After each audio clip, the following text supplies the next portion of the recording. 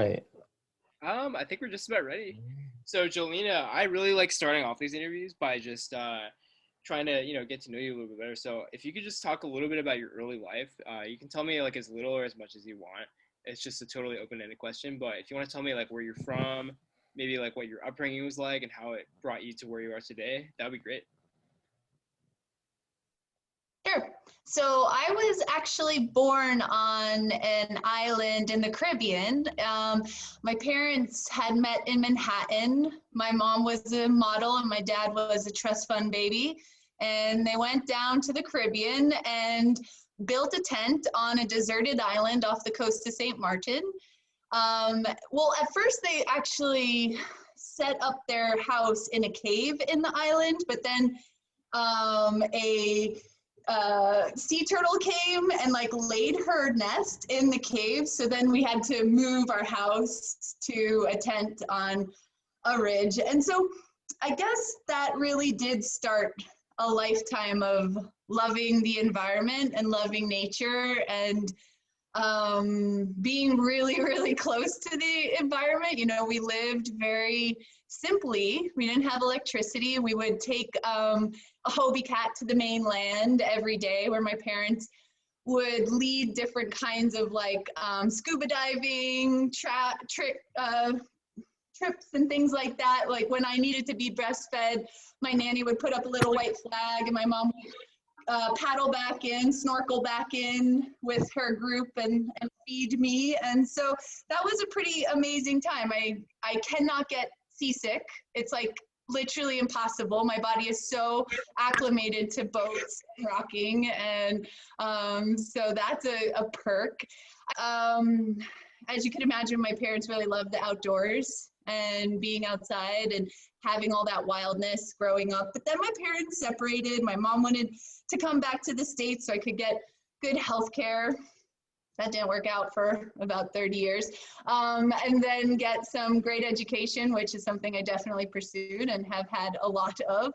Yeah, and I think growing up, my mom was a single mom and she struggled with mental illness, addiction and depression and a lot of hardship for her. And I could see her really navigating that hardship without the support of mental health professionals, without, insurance and healthcare, and just the support of a community, trying to raise a kid on her own and never liking her work and just then finding these moments of healing and health and wellness in nature. So sometimes we'd wake up really early and go to the beach, which was an hour away from where we lived, before I had to go to class in school and before she had to go to work. And these were like real highlights for me, seeing her come alive and find her own way to heal.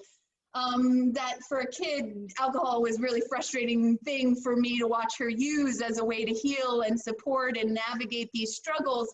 But nature was this thing that I could really relate to and could share with her, and she wouldn't change and she wouldn't, it wouldn't be so scary. It would actually be really nourishing. So I think that those were some of these really central formative components. I really was told by my mom, you have to get a good education. You have to really, we lived under the poverty line. There was some hardship. I think it would have been harder if, I wasn't a white girl, if I didn't have some family wealth and support that would trickle in here and there in the summer times and stuff like that. And great teachers along the way in high school really helping me say, you can do this, you can go to college. I didn't have very good SAT scores, so I had to go to the community college at first, but that actually worked out really well. I was kind of the big fish in small waters there, and I got to know each of my teachers really intimately and well, and getting to talk to them and asking questions because we had small classes, and a lot of my peers, they were juggling kids and work, and I was just a young student. So I could really work really closely with teachers and get to know them. And that's when I started volunteering at the high school where I had gone, but with kids who had developmental disorders, really range of things, but various autism spectrum disorders. They were called different things at that time, comorbidities, and finding that was really nourishing and interesting and that sort of form of psychology. But I was also working at SeaWorld as a dolphin or as a whale watcher. And I was watching the behaviors of the whales there. We were collecting a big database of ideas of what whales do with each other. And I always love the environment. I always love nature and the ocean. And so I thought, you know, okay, love psychology, but I also love marine biology. And how do I bring these two worlds together? I'm really digging this work with kids with who were diagnosed on the spectrum. At the time, they didn't have a spectrum, but I was really digging my work with these whales, but they were, you know, Shamu, they were in captivity. There was a lot of frustration and conflict there. And then a really neat opportunity arose that I could work with a dolphin assisted therapist and see the kind of work that they were doing, where they were bringing kids with developmental disorders, psychological, physical challenges. Then they could come into the aquarium, and there was a dolphin there named Sunshine who wasn't able to live alone out in the wild because he had some kind of kidney issue, and so he needed the medicine and the care. And so here was a animal that needed care, and here were kids that wanted a bit more attention and care. Maybe they didn't even want it, but the parents did.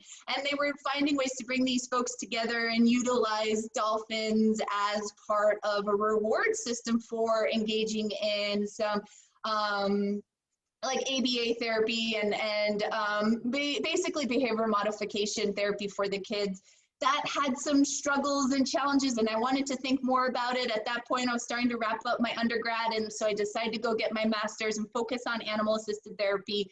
And that's when I really started to dig into the literature and realize that there just wasn't a lot there. And as I was finding the researchers who are out there, one of the top researchers in the field was this guy named Peter Kahn, and he wrote some books and he published some papers, and his research was really inspiring. So I was like, hey, can I come work with you? I want to understand like the connection humans have with the natural world. Why is it so healing? Why does it help us? Why is it so important to us humans? But also, if we can understand that, then can we do a better job at taking care of the environment and sustainability and concerns about living in more of a sustainable relationship with the environment? And so I go to UW to get my PhD, and Peter is actually working with robots, as you know, my work with RoboBee. And so we were looking at these two larger trends where we're increasingly connected to technology, increasingly disconnected to the natural world. And what does that mean from a psychological perspective? While we were getting millions and millions of dollars of money to research people interacting with robots, we had very little money to look at people and nature. So that was always happening. We were always asking questions like our Nature Language Project, looking at the many diversity of experiences people have out in the natural world, things that they do outside that they care about, but that we're losing access to because there's not enough parks and places, green spaces, and time to go. And just looking at that, but meanwhile doing a lot of research on the way that we extend our moral concerns to non-human others, like robotic others. And I continued on with that research of extending our moral concerns to non-human others, but I finally got to get back into the nature like full force when I did my dissertation, looking at people's conceptions of endangered species, specifically the wolf. The wolf is a really highly contested animal, historically speaking, then cross-culturally speaking. So I wanted to look at the common moral universal ground that we share as humans, or even as social animals, that we can even see sharing with other animals, but then also the specificity that makes us human, but then the nuance and diversity that brings in meaning when we bring in our culture and our experiences and our lives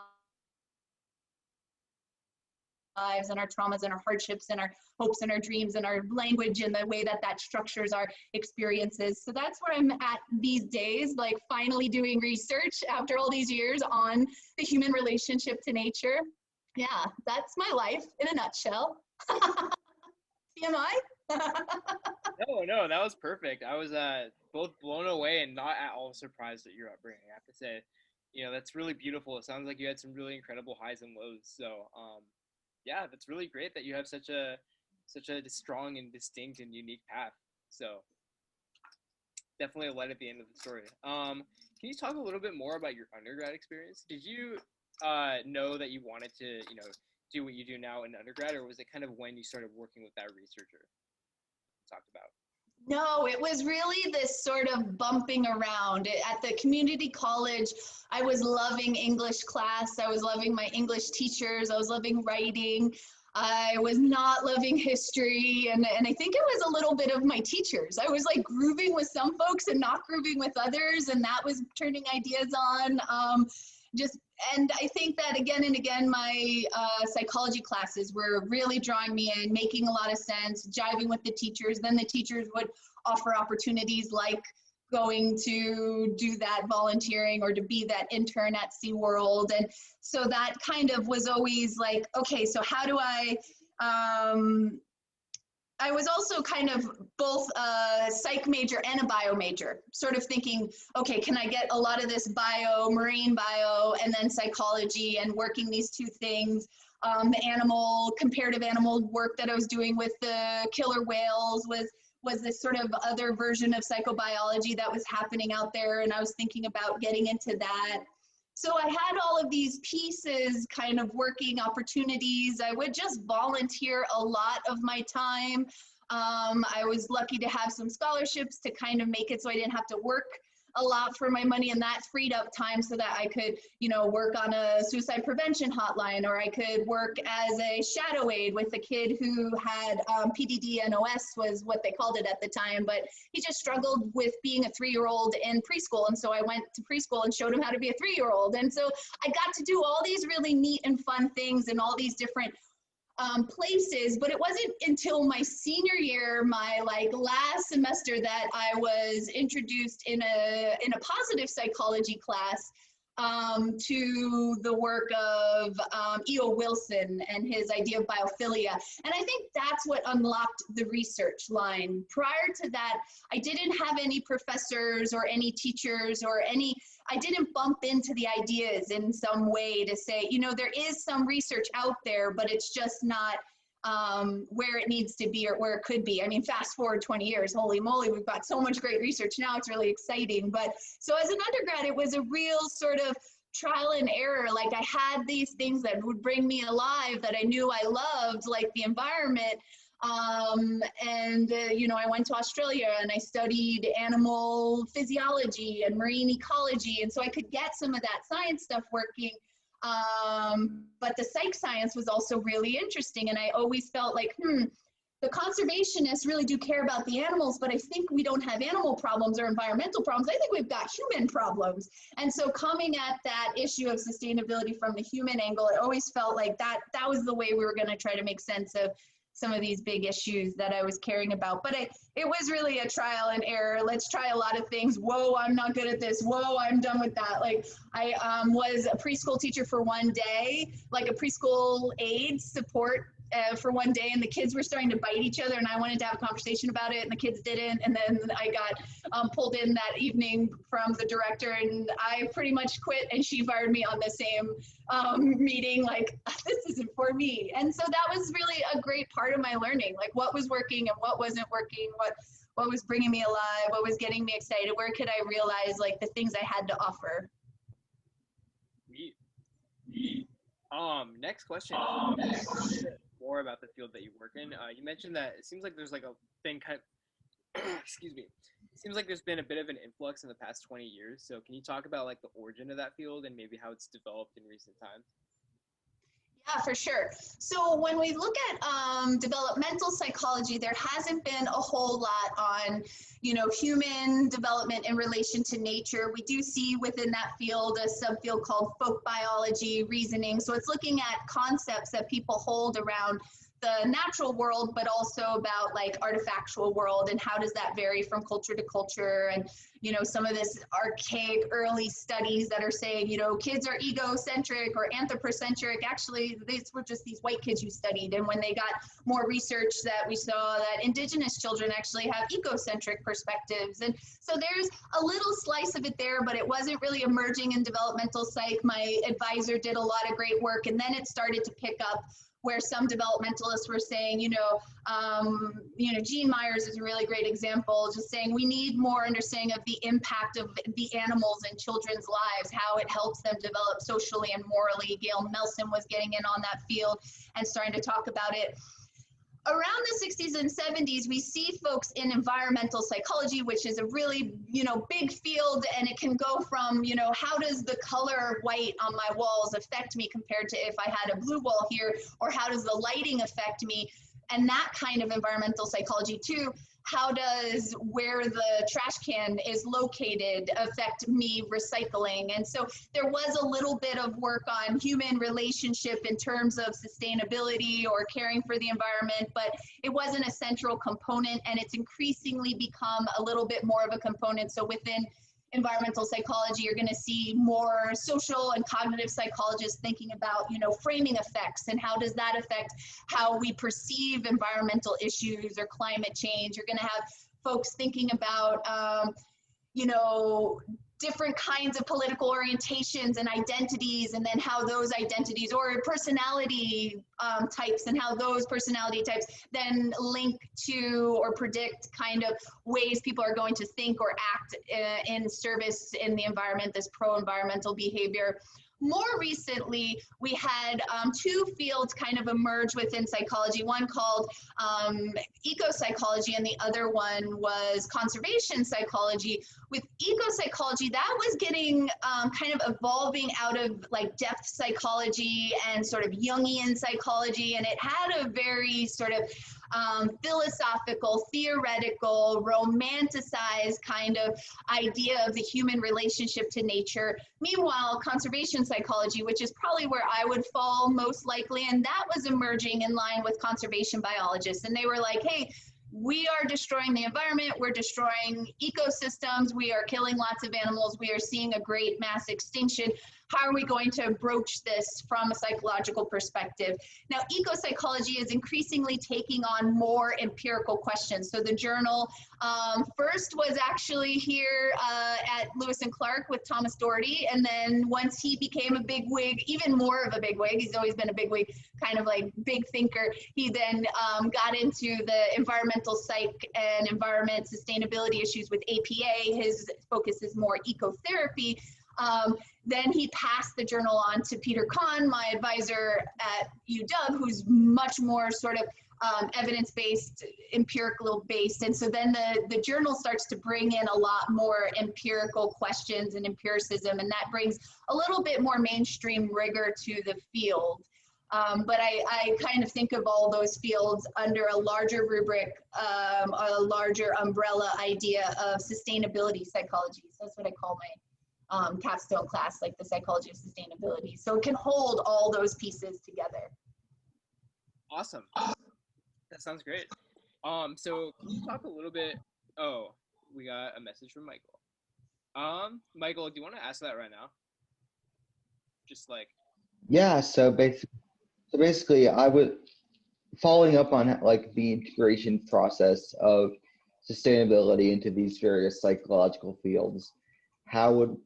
What is your advice for people in psychology in these fields wishing to have have to integrate these things and have, actual productive outcomes rather than fruitless debates or arguing over the empiricism of it? Because I feel like it can get to a place where it's not that empirical or it's too rigorous and you're not going enough on the emotional. Yeah.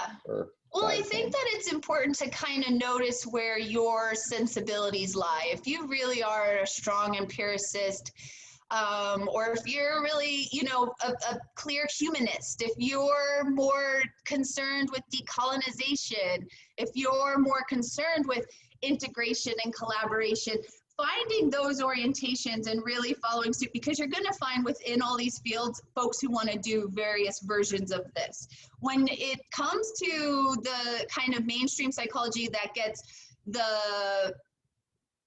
published in our top tier psych journals, you probably really will want to take more of a, variable driven empiricist true experimental approach. But if you're thinking from more of this liberal arts mind where you can have that and you can have conversations with SOAN majors and conversations with people in poli-sci and bring some of those questions together, I think that's where the work might really get done. So being here on campus, taking your psych perspective, what are you learning in social psych and cognitive psych? about framing effects, and then bringing that over to poli-sci classes and professors and integrating those ideas, then I think you can start the work of dispelling these weird silos we've created within psychology that have some of this division, even within a sort of variable of interest like moral concerns. We know that there's a lot of differences within the field.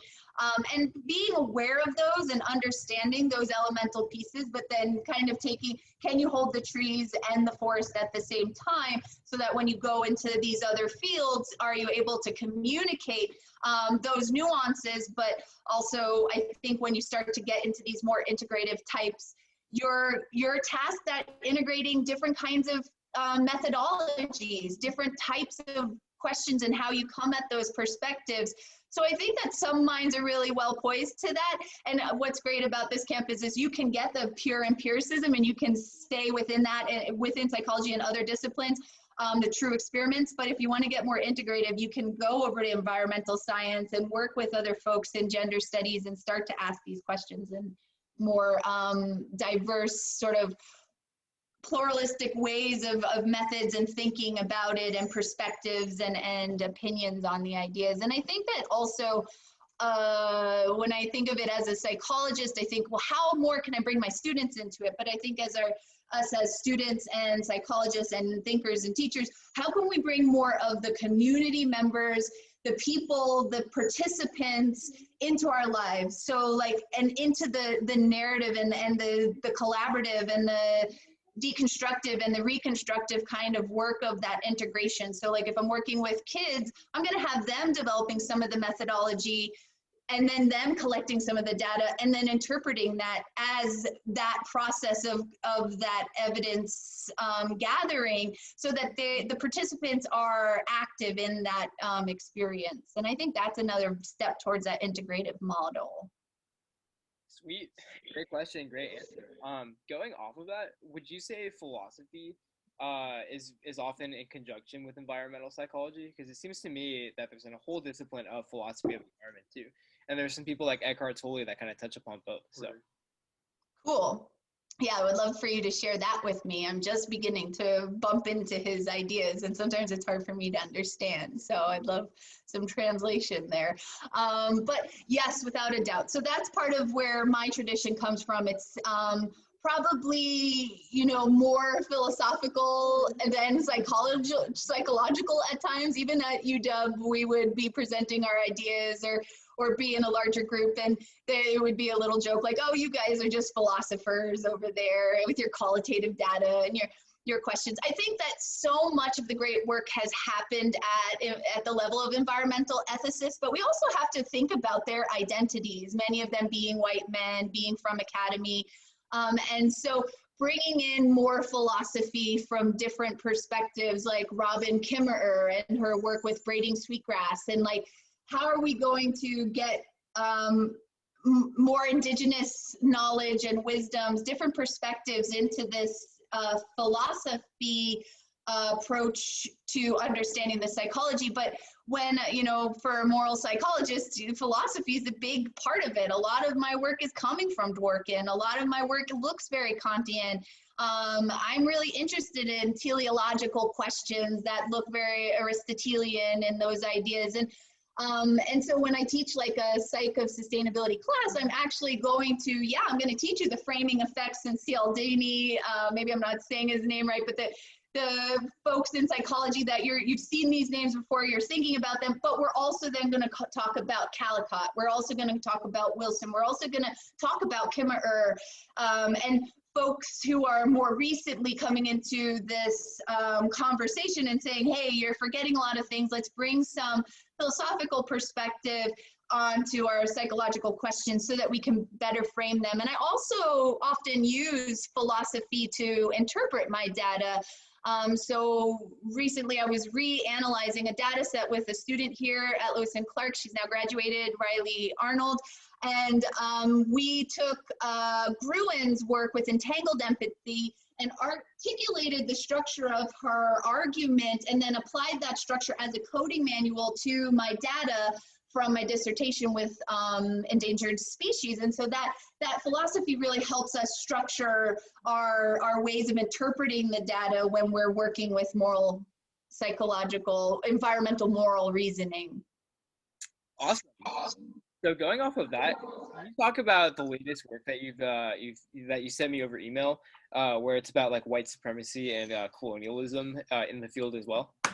Yeah, so one of our challenges in, I think psychology more broadly, but that's changing and it has been for a while, but in eco-psychology, that's where I published that article, is that there's been a lot of focus on the needs and values of white folks, the needs and values of people in Western cultures, industrialized cultures, and so when we're looking at that research, when people say we need nature, right?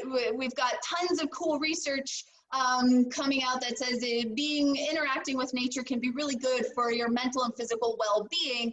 A lot of that work is built off of the experience of white kids or kids in comfortable environments. And increasingly they would get a few studies here where kids were in inner city environments, and that brought some diversity. And now with so much work coming out of Japan and China and Korea and Taiwan with forest therapy, forest bathing, that's giving us more of this diversity. But we just need a lot more. And we need a lot more diversity in our researchers. Like, who's asking the questions? And so we see an eco-psych movement towards that. So recent conversations around decolonizing our methodologies.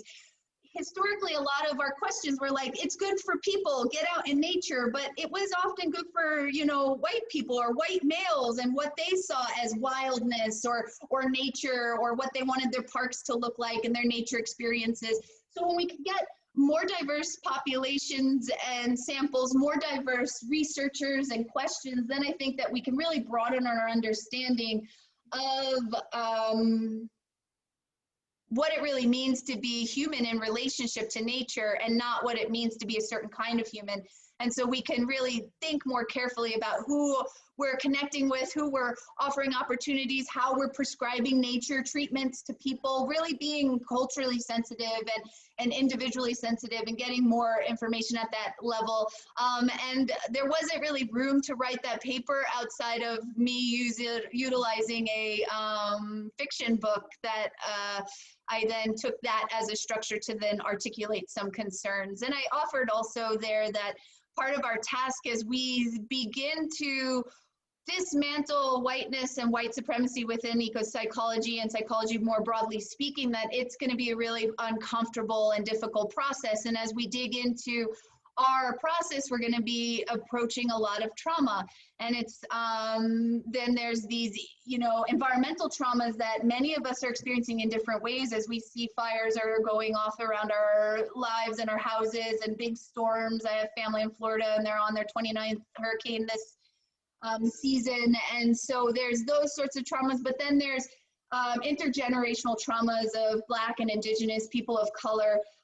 Being able to sit with that and think about that and work with that and try to move forward in a inclusive and sensitive way, I think that we're going to have a lot of hard work to do. And so I offer present moment awareness and time in nature as a practice to attaining more equilibrium and attaining more equanimity, so that we can really sit in the fire, because that's what we have to do. We have to sit in the fire. We have to burn up a little bit. We have to feel uncomfortable. What we're facing is uncomfortable. So if we can develop some of those toolkits by practicing mindfulness practices, engaging in outdoor experiences, I think we'll deepen our capacity to listen and deepen our capacity to stay in the hard stuff and to work through the hard stuff. Awesome. I love it. So I want to open up the floor to anyone else who has any questions about this to Jolina. So if any of you guys have any, fire away. That's my dog. I think she has a question. When do I get to eat? Yeah, I have somewhat of like a tangential question, I guess, going back to this discussion on, the overlap and distinction of, I guess, like science and philosophy in psychology itself. I think you touched on something there, that you can't really remove a practice or a methodological approach from the sort of, underpinnings, the understanding of the world off of which these operate. You can't separate the understanding from the practice. And it seems that there's some sort of some, if you will, diversity in approaches here. It seems that a lot of our sort of Western, very empirical approaches are based on assumptions gone from the Renaissance on, or from the Enlightenment era, and sort of removing this component of, if you will, transcendent abstract forces which operate in our world. Although it seems that like there are various practices within psychology, notably, at its beginnings of like talk therapy, you had Freud with his psychoanalysis, and Jung too with his analytical psychology. And although a lot of these ideas and concepts in schools are disregarded by a lot of sort of, or rejected by a lot of the, if you will, like modern Western canon of psychological science, there seems to be ideas there which were applicable and which were based on observation, even if not completely empirical, like guessing at what how the subconscious mind operates and exists and manifests in a person's behavior, etc. I feel like I've gone on a bit of a tangent here, but I don't know what. I'm kind of wondering what your thoughts are on this more, so to say, if you will, mystical or non-empirical approach to understanding the human psyche. I wonder if you have, or approaches that are less empirical in the ways that we accept nowadays. Yeah, I think that's a really great question. And I think what you're seeing is sort of like just glimpses of what you might say the pendulum swings. And as we move towards emphasis of one way, we're kind of, Freud goes in this direction, and the behaviorists are like, no. Then it was more like the humanists are like, let's get more positive. And then they're like, well, let's get more, behavioral, get out of the head. No, let's get back into the head. Like, he's swinging of the pendulum.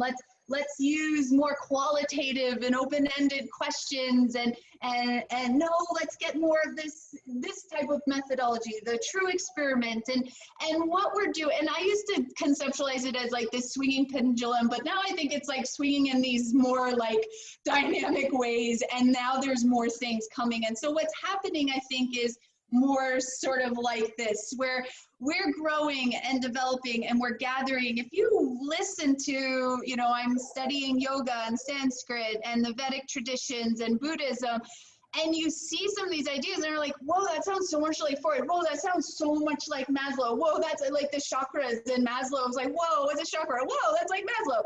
And like, so these ideas are even deeper than the field, right? But I think that the field has this beautiful ability to ever more finesse our methodologies, but we also are getting more aware of how those methodologies have these histories that are deeply tied to, scientific revolution and even with that, some colonialization and colonial endeavors. And so other people are saying there's other methods and there's other ways and there's other perspectives. And so I think if anybody's going to do it well, it's going to be folks at places like Lewis and Clark and other liberal arts colleges that are able to hold that cognitive pluralism and respect so many ways of knowing while still holding true to the scientific endeavor and questioning, like, how do we improve this, and how do we realize our biases, and how do we embed these biases and understand that they're embedded in a way that SOAN folks do so well with. But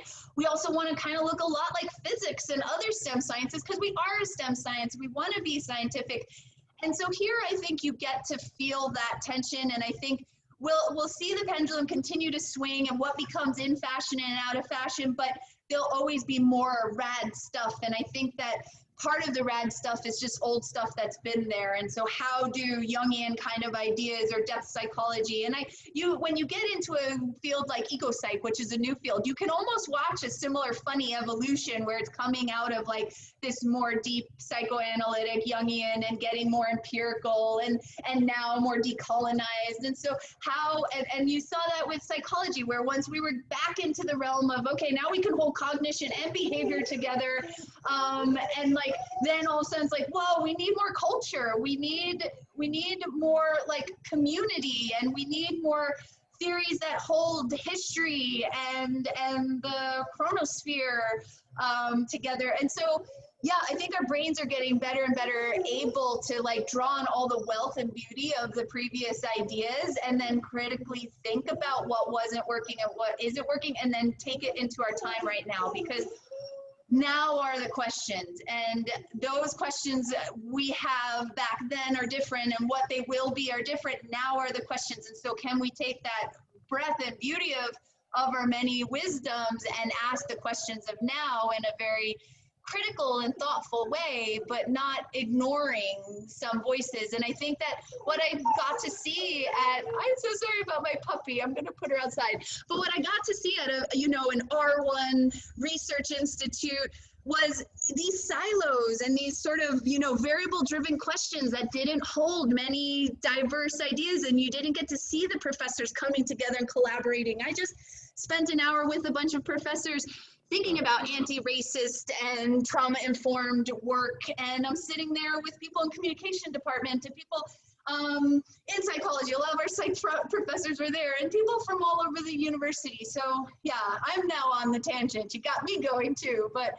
I think we can do that here in a way to kind of move the field forward. And there's always, that's like finding your space and then meeting your people. If you want to go to graduate school and do the research, really see what resonates. Who are the professors here on campus that help you find your way in psychology? And then who do they know? And then start talking to these folks, because you'll find that there's different folks thinking in different ways, and you can follow that.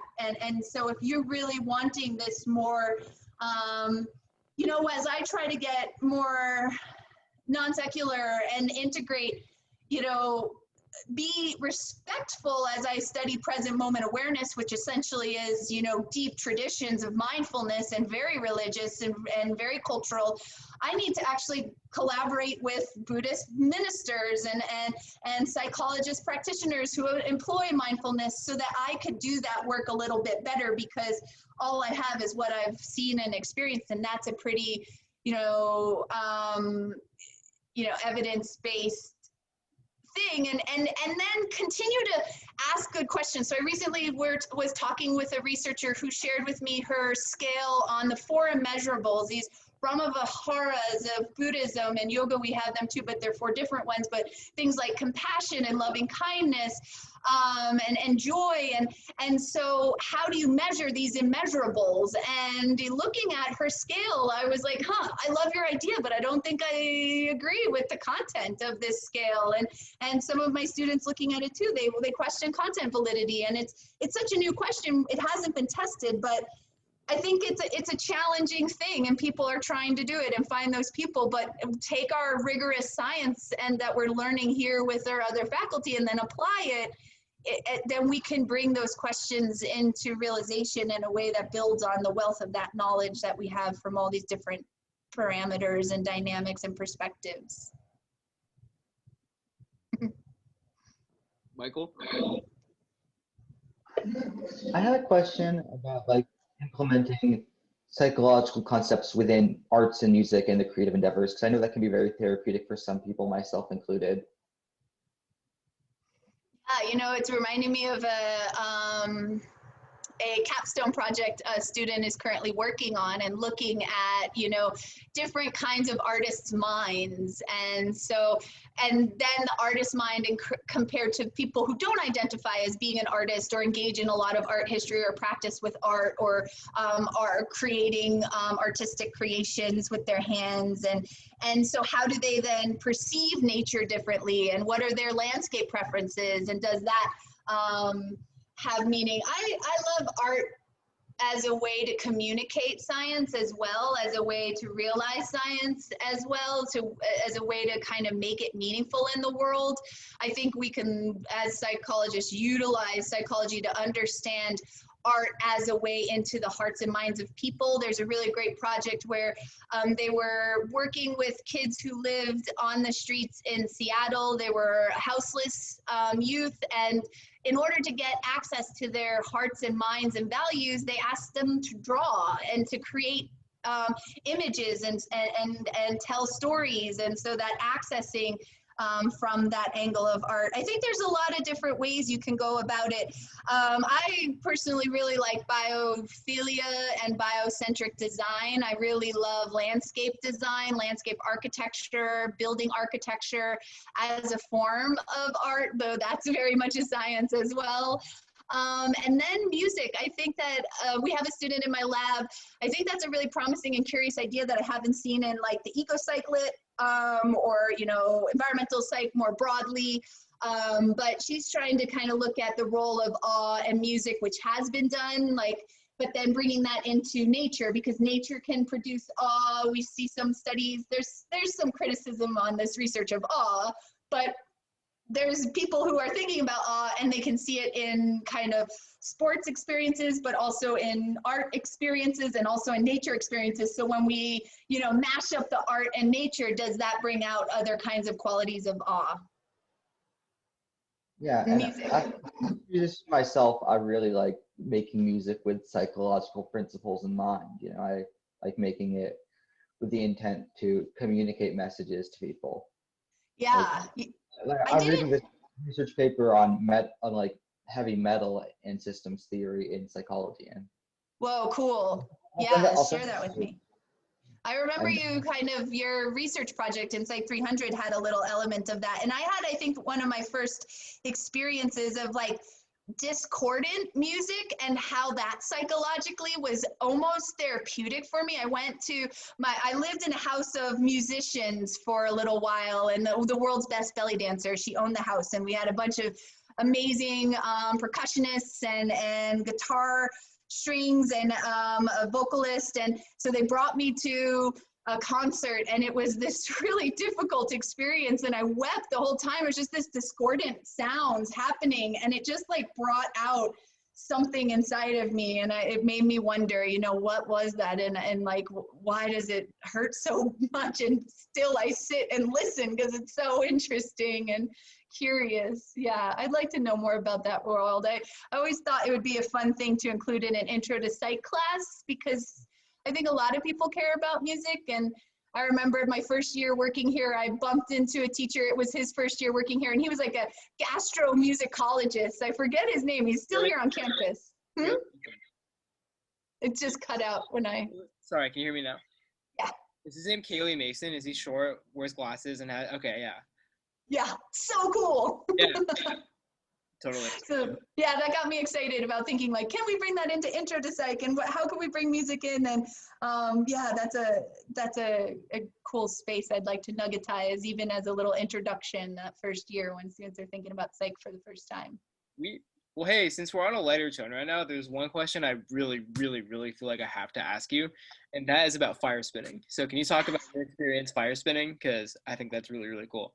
Yeah, so in grad school, I struggled a little bit because a lot of my peers, you know, they came from wealthy backgrounds, they came from good education, and I just felt like a bit of a weirdo. But I think maybe that's just a feeling I have, right? So I was looking for friends outside of my academic cohort. We would come together at these cohorts, and it was great, but often we were talking about research, we were talking about papers, we were talking about professors, and I wanted something else. And my friend was like, oh, there's this aerialist group in Seattle that needs some fire spinners. They'll give you a pair of chains and they'll teach you how to spin some fire, and you participate in a show while they're like swinging around you, you're spinning some fire.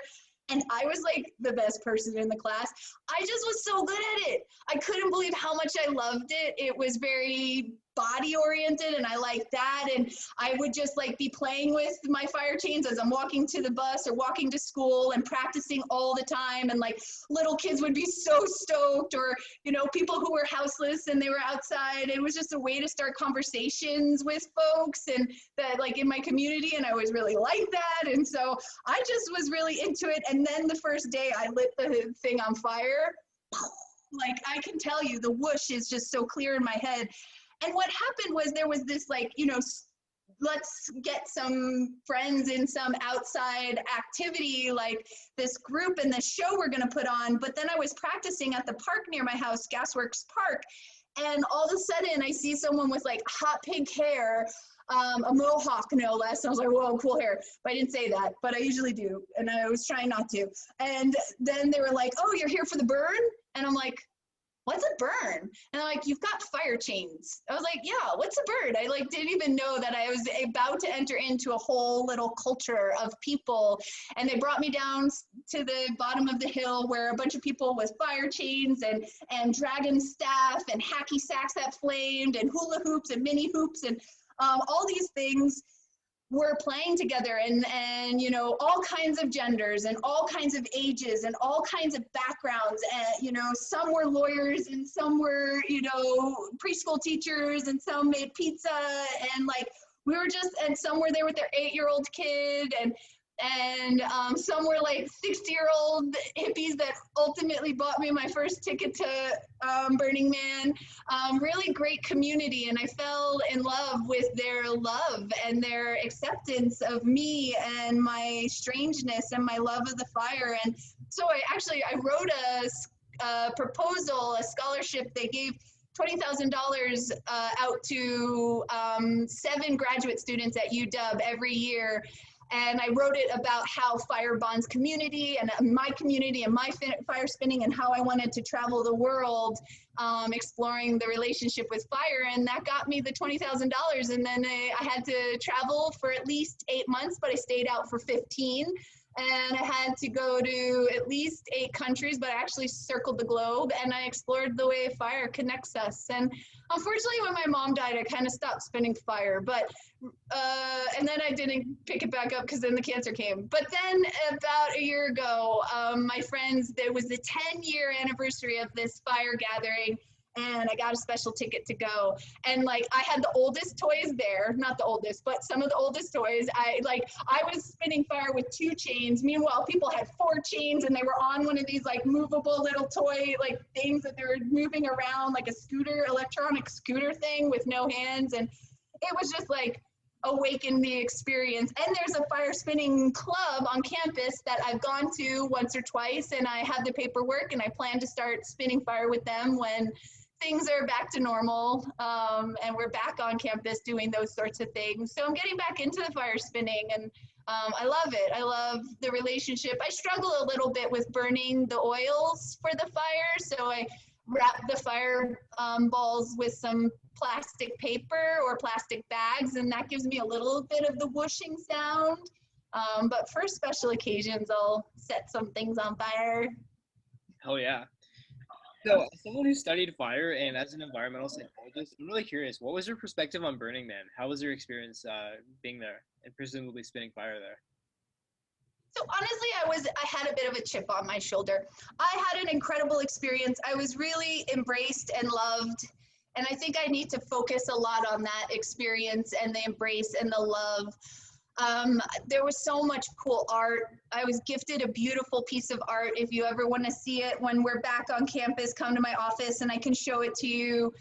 This dude painted, he's a professional artist, and he painted paintings every day for a whole year after doing a nice, kind act for someone, and I painted a painting about it, and so he gave it away. And if you were like one of the 365 people to show up, I was actually going there for grilled cheese and PBRs, because I was hungry, and you could get a free PBR and some grilled cheese. I was like, sign me up. And then I got this number, and I got some free art, and I was in a beautiful camp, and that was really incredible. I was right on the playa where it was it's a group of musicians. The camp is called Reverbia, and they have a lot of, you know, live music and unplugged music, and that's why we're right on the playa, so you have some of that quietness. And there were incredible musicians from around the world, and we had yummy vegan food and a shower. We were allowed to take a shower twice a week. That was really exciting. I think it didn't help that I was like 2 tents away from my ex-girlfriend. And I think that what a challenge for me was, I had just circled the globe and lived, you know, on the roof of a small house of a Vietnamese family, talking about their life during the American War, the Vietnam War. I had, you know, lived in houses. I was couch surfing all over and hitchhiking and just meeting people and hearing stories and living. I actually had this amazing opportunity to be in the Kalahari and staying on some lands with some Nara people. And I think that I had been exposed to this sort of depth of culture and history in relation to art and music and fire, and then I got to Burning Man, and I could see just a lot of like Americans doing drugs and like partying as if they wanted depth and spirituality and culture, and I couldn't see past my own biases to really see that's really what they were manifesting in a world of lacking some of this stuff. They were creating it and creating community and creating ways to express and to decolonize and to, and I think I was stuck on appropriation concepts. And I think I was, you know, and I wasn't talking to enough people. I was getting my little nuggets. And so I did spin some fire, but I slept a lot. It was at the end of my 15 months and around the world globe. It was the end of my fire exploration. I was phenomenally, like, it was mind-blowing to see the art on the playa. It was so beautiful, the art and the musicians, and you really can make it what you need to make it. And I guess that was what I needed because I'm a little conflictual at times. Yeah, no, I love that. What are your most profound and significant stories from that expedition you were on? No one's ever asked me that. Is that, I mean, love it. Oh, okay, good. I love it. Good. Yeah. It's hard.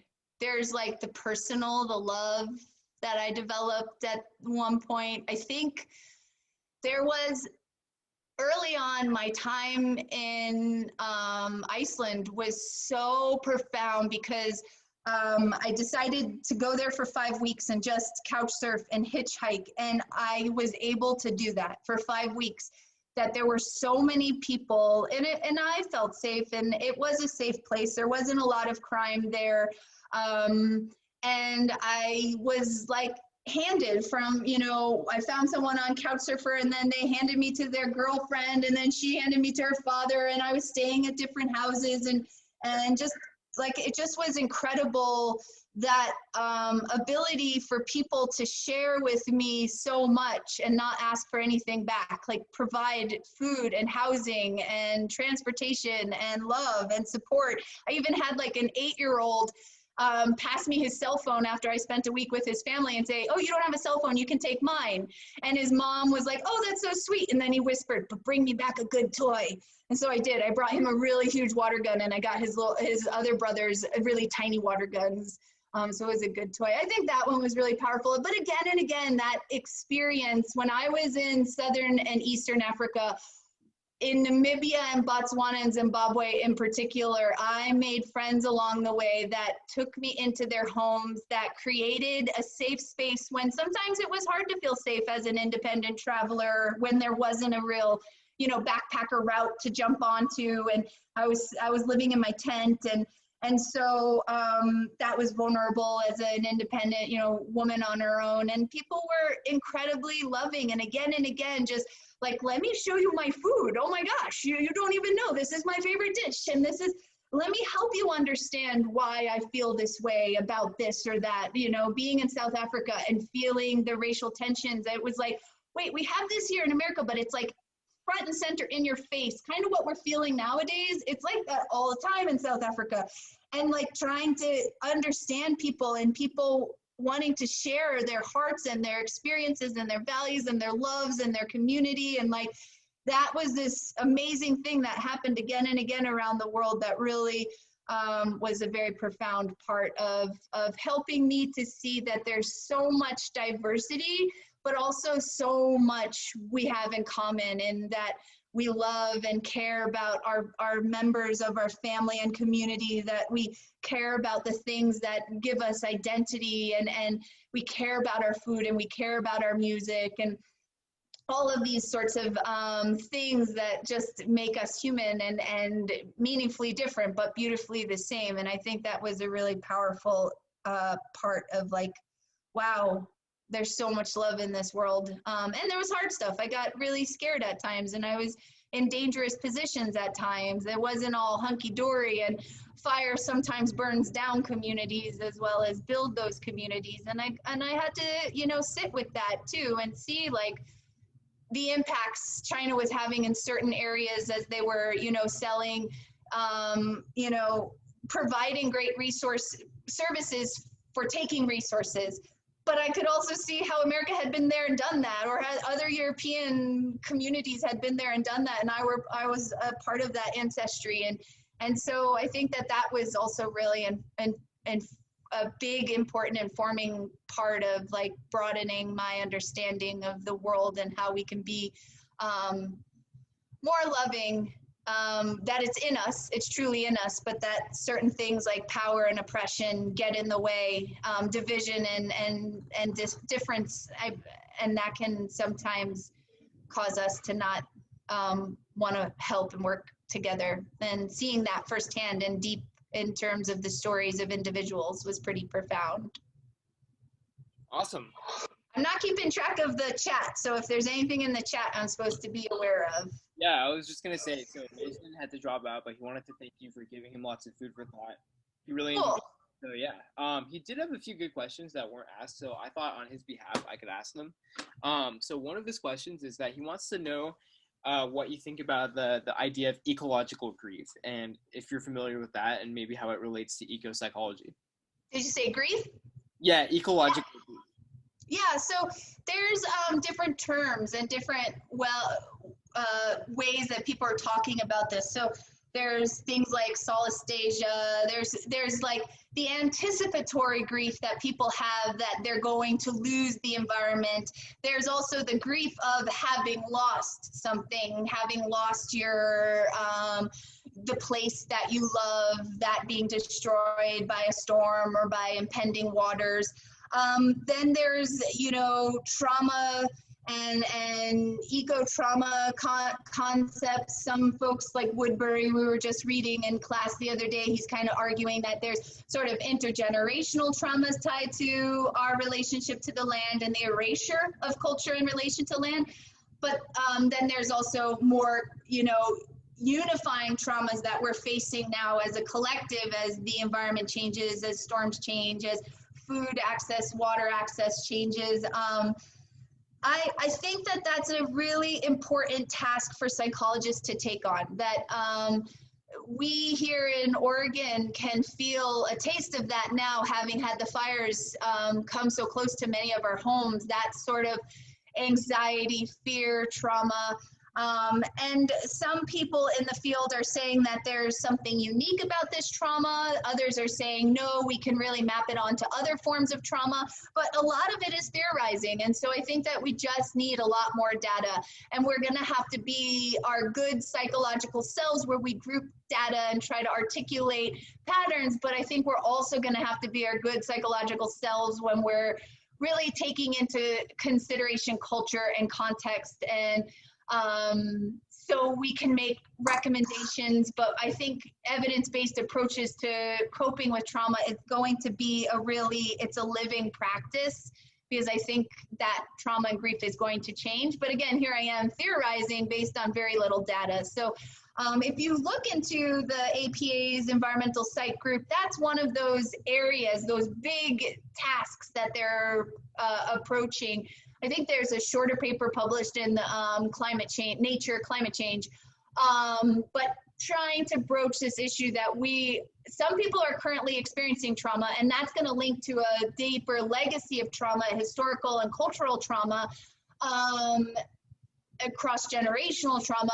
And then there's increasingly different people around the world experiencing traumas from destructive environmental ongoing storms. And I think that there's elements of, you don't know what you don't have, and then knowing and learning. I think there's some of that trauma too. There's a lot of people who, as we try to kind of reconnect to nature, I think that there's sort of like a remembering that it's like, wait, I just am remembering what I had lost and then what I have to work towards. So I think there's lots of layers to that. Sweet.